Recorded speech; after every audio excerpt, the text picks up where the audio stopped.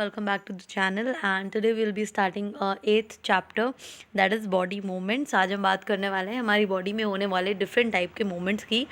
तो अगर हम स्टार्ट करें तो कभी आप अगर एकदम स्टिल पोजीशन में बैठो, एकदम शांत पोजीशन में, और अपने आप को ऑब्जर्व करो, फिर भी बॉडी में कुछ मूवमेंट्स हो रहे होंगे, जैसे कि आपकी आंखों का ब्लिंक करना, पलकें झपकाना, या फिर आपका सांस लेना। तो जब आप सांस लेते हो तो भी आपका कुछ मूवमेंट आपको महसूस होगा, राइट।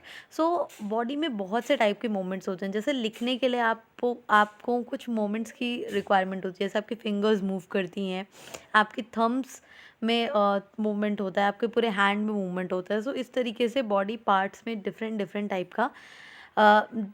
टाइप के मूवमेंट्स होते हैं। Now let's talk about table 8.1। यहाँ पर कुछ एनिमल्स का नाम दिया है and we can compare how they move. So body part that they are using, तो काऊ में लेग्स यूज़ करते हैं वो और वॉक करते हैं, राइट। स्नेक में पूरी बॉडी यूज़ करते हैं, स्नेक के अपनी पूरी बॉडी को यूज़ करके स्लिदर करते हैं। स्लिदर मतलब होता है रेंगना, राइट। बर्ड अपने लेग्स को और विंग्स को यूज़ करके क्या करती है, it walk also and it fly also.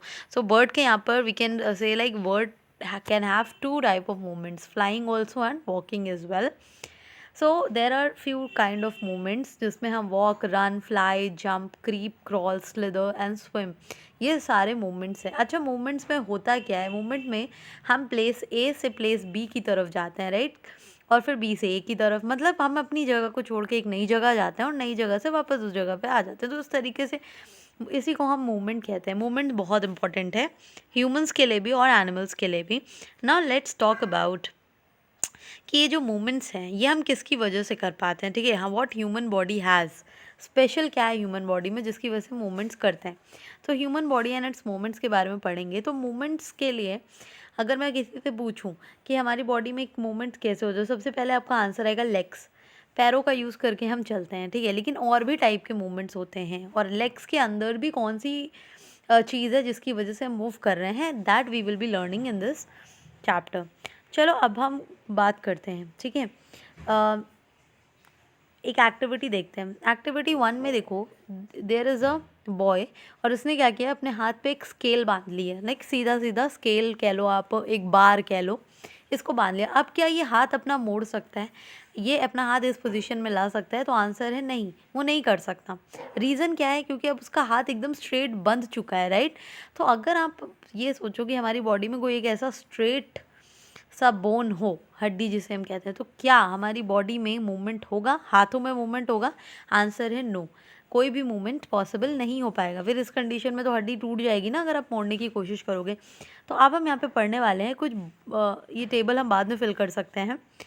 Bones के बारे में पढ़ेंगे, मसल्स के बारे में पढ़ेंगे, जॉइंट्स के बारे में पढ़ेंगे। तो जनरली वो जगह आपकी बॉडी की हर वो ऑर्गन जहाँ पर मूवमेंट हो रहा है, जैसे लेग में देखो नीज़ वाला जो एरिया है ना, वो ऐसा लगता है कि जॉइंट है, प्लस एल्बो, और आपका जो हाथ है, हाथ में बीच में भी ऐसा जॉइंट लगता है ना। फिर यहीं से हम क्या करते हैं, ये वाला जो एरिया होता है, यहीं से हम अपनी बॉडी में मूवमेंट्स करते हैं। तो हाथों को फोल्ड करना है तो यहीं से होगा, लेग्स को अगर घुमाना है तो नीस वाली जगह से होगा। तो ऐसी जगह को हम कहते हैं जॉइंट्स।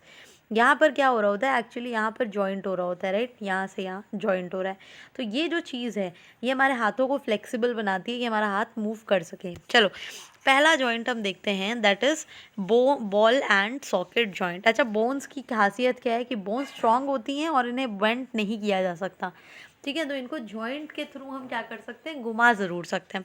पहला जो हमारा जॉइंट है वो है बॉल एंड सॉकेट जॉइंट। तो पहले यहाँ पे देखो कुछ अरेंजमेंट देखते हैं। ये एक कटोरा है, ये एक बॉल है और ये एक सिलेंडर है। अब ये जो कटोरा है और ये जो बॉल है, ये दोनों आराम से घूम सकता है, राइट, आपने देखा है, लेकिन एक ही टाइप का मूवमेंट हो सकता है इसमें, ठीक है। तो इसी को हम कहते हैं बॉल एंड सॉकेट जॉइंट। देखो अभी भी किसी को समझ नहीं आया तो अभी समझ आ जाएगा। एक rounded end of the bone का ये जो राउंडेड एंड है ये एक कैविटी में जाके फिक्स हो जाता है, ठीक है। कैविटी मतलब एक गड्ढे में जाके फिक्स होता है।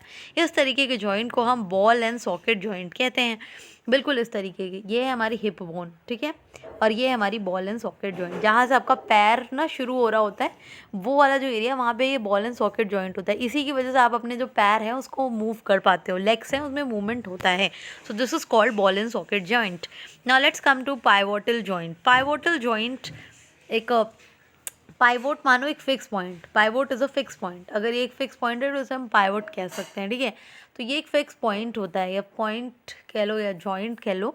यहाँ पर सिर्फ फॉरवर्ड एंड बैकवर्ड मूवमेंट ही हो सकता है। इसकी खास बात क्या है कि it can allow you only forward and backward movement. ये मिलेगा कहाँ, ये आपको नेक पे मिल सकता है, ठीक है, गर्दन के पास। या फिर आप अपना हेड जो है वो टर्न कर सकते हो राइट लेफ्ट फॉरवर्ड बैकवर्ड। आप अगर आपसे मैं बोलूँ अपनी गर्दन घुमाओ तो कैसे घुमाओगे, forward backward right and left. चारों तरफ, वो रोबो मूवी अगर आपने देखी तो आप चारों तरफ ऐसे गोल गोल गोल गोल नहीं घुमा सकते, राइट, कंप्लीट सर्कल नहीं हो सकता। बट यहाँ पर देखो ये है बाइवोटल जॉइंट, यहाँ पर देखो ऐसा है, हमारा जो ये स्केल है वो यहाँ पर एक जगह पे फिक्स है। इसकी वजह से आपको एक फिक्स मूवमेंट आप कर सकते हो, फॉरवर्ड बैकवर्ड, ठीक है, देन राइट एंड लेफ्ट। यही मूवमेंट, यही इसी टाइप का मूवमेंट आप कर सकते हो। Sorry for the fumble if I am doing any. Now hinge joint क्या होती हैं, जो थर्ड टाइप की जॉइंट है हिंज जॉइंट। देखो अगर आपने दरवाज़ा कभी ओपन और क्लोज किया है तो आप देखो दरवाज़ा ना आगे और पीछे ही खुलता है, और जहाँ से वो मूव कर रहा होता है वहाँ पे वो देखो कुछ इस तरीके का होता है, ऐसा कुछ लगा होता है, आपने देखा है, राइट। इसी को हम कहते हैं हिंज, इसी को कहते हैं हिंज। तो हिंज क्या करता है, हिंज जॉइंट वो जॉइंट होता है जो हमें सिर्फ आगे पीछे का मूवमेंट अलाउ करता है। जैसे हिंज जॉइंट ऑफ अ नी, आपके घुटने में हिंज जॉइंट पाया जाएगा। आप क्या करोगे, आगे बढ़ा सकते हो पैर, पीछे ला सकते हो, ठीक है। तो जैसे दरवाज़ा आगे पीछे खुलता है वैसे ही हिंज जॉइंट हमें सिर्फ अलाउ करके पीछे मूव कराने के लिए, ठीक है। So I hope this is very very clear. Now let's discuss fix joint. Fix joint जैसे कि नाम से पता चल रहा है ये फिक्स होती हैं। These joints have the bones which can not move, ठीक है। इस जॉइंट्स की जो बोन्स होती हैं वो मूव नहीं करती। जैसे कि when you open your mouth wide, अगर आप अपना मुंह बड़ा सा खोलो, right, so you can move your lower jaw away from your head. तो आपका जो मूवमेंट है वो सिर्फ लोअर जॉ में होगा, अपर जॉ अगर आप हिलाने का ट्राई करोगे तो नहीं हिलेगा, ठीक है, क्योंकि वो ऑलरेडी जॉइंट होता है हेड से। तो कहने का मतलब ये है कि जो आपका अपर जॉ होता है which it is a fixed joint, ठीक है। अपर जॉ और जो हेड है आपका वो फिक्स जॉइंट है, ठीक है। So this is what we called as fix joint. अगर आप चाहो तो वीडियो पॉज करके ट्राई भी कर सकते हो। आपका सिर्फ लोअर जॉ मूव करेगा, नीचे वाला जॉ, ऊपर वाला जॉ है जो वो मूव नहीं करेगा, because it is a fix joint. So अभी तक हमने जितने भी टाइप्स के जॉइंट पढ़े वो सारे ही हेल्प करते हैं बॉडी में डिफरेंट डिफरेंट टाइप के मूवमेंट्स लाने में, okay. Sorry. Now let's talk about human skeleton. चलो अब हम बात करते हैं, अगर आपको एक डॉल बनाने के लिए कहा जाए, ठीक है, आपको एक डॉल बनाने के लिए बोला जाए तो आप क्या करोगे। सबसे पहले आप उसका फ्रेमवर्क तैयार करोगे, ठीक है। फ्रेमवर्क मतलब कि वो डॉल कैसी होनी चाहिए, उसके 2 पैर होने चाहिए, 2 हाथ होनी चाहिए, एक सर होना चाहिए। तो आप ऐसा कुछ फ्रेमवर्क तैयार करोगे, उसके बाद आप डॉल बनाना स्टार्ट करोगे। तो इसी तरह हमारा जो ह्यूमन बॉडी है उसका भी कुछ फ्रेमवर्क होता है। हमारा सर कैसे होने वाला है, हमारे हाथ कैसे होंगे, हमारा लेग्स कैसा होगा, ये सब कुछ एक फ्रेमवर्क पर टिका होता है, और इसी फ्रेमवर्क को हम बोलते हैं स्केलेटन। फ्रेमवर्क अगर किसी को समझ में नहीं आ रहा है, ढांचा जिसे हम कहते हैं, आपको एक ढांचे की ज़रूरत होती है पहले फाइनल चीज़ बनाने से पहले, ठीक है। तो इसी तरीके से अब इस ढांचे को आप देखते कैसे हो, तो एक्सरे की हेल्प से। कभी ना कभी आपने एक्सरे तो ज़रूर देखा होगा। तो एक्सरे जब हम करवाते हैं तो हमें हमारे जो बॉडी का स्ट्रक्चर है, कैसे हेड की जगह पे स्कल होता है, फिर रिब केज होता है, लेग्स होते हैं, बोन्स, वो सब दिखाई देता है। इसी फ्रेमवर्क को हम स्केलेटन बोलते हैं। आप देख लो ह्यूमन बॉडी में सबको पता होगा कि 206 हड्डियाँ होती हैं, लेकिन क्या आपको ये पता है कि ये डिक्रीज़ हो जाती हैं जब हम बड़े होते हैं, तब हमारी बॉडी में 206 हड्डियाँ होती हैं। इससे पहले बॉडी में होती हैं टोटल 305 हड्डियाँ। जब हमारा जन्म होता है तो बॉडी में 305 हड्डियाँ होती हैं। अब होता क्या है, इनमें से कुछ हड्डियाँ जो हैं वो फ्यूज़ हो जाती हैं। फ्यूज़ मतलब जैसे मान लो 4 हड्डियाँ हैं, ये 4 हड्डियाँ फ्यूज़ होकर एक हड्डी में कन्वर्ट हो गई, ठीक है। तो ऐसे हड्डियों का काउंट घट जाता है और बचता है 206। अब अगर हम एक्सरे करें तो आपको दिख ही जाएगा कि हमारी बॉडी किस तरीके की होती है। अब आप अगर अपनी बॉडी को टच करके फील करना चाहो तो आप देखोगे हर बोन अलग अलग टाइप की होती है। तो हमारे हाथों में, अगर आप हाथों को टच करोगे उंगलियों में, तो देखोगे कि हमारी जो हाथ है ना वो छोटी छोटी बोन से बने हुए हैं, जिनको हम कहते हैं कार्पल्स। ये दिख रही हैं आपको, इन्हें हम कहते हैं कार्पल्स। अगर हम आगे चलें, एक्टिविटी 4 पढ़ें और फिर breathe, take a deep breath, hold it on to a while, feel your chest bone and the backbone by gently pressing the middle of the chest and back at the same time। Simple सी बात यह है कि आप एक लंबी सांस लो और उसके बाद अपनी चेस्ट एरिया को फील करो। वहाँ पर आपको दिखेगा एक रिब जैसा कुछ आप महसूस करोगे। कुछ लोग जो ज़्यादा पतले दुबले होते हैं या फिर जिनका रिब केज एक्चुअली बाहर से थोड़ा बहुत विजिबल आपको मतलब आप महसूस कर सकते हो। तो रिब केज अगर आप देखो तो उसमें क्या होता है, यहाँ पर कुछ बोन्स होती हैं। रिब्स आर क्यूरियसली बेंट, पहली बात तो ये बेंट होती हैं, ये जॉइन करती हैं चेस्ट बोन को और बैक बोन को टुगेदर, मतलब पीछे वाला जो हड्डी है और आगे वाली जो हड्डी है वो इस तरीके से कुछ जॉइन होती है और एक पिंजड़े जैसा बनाती हैं। इसी को हम कहते हैं रिब केज। यहाँ पे देखो ध्यान से आप देख सकते हो, ठीक है।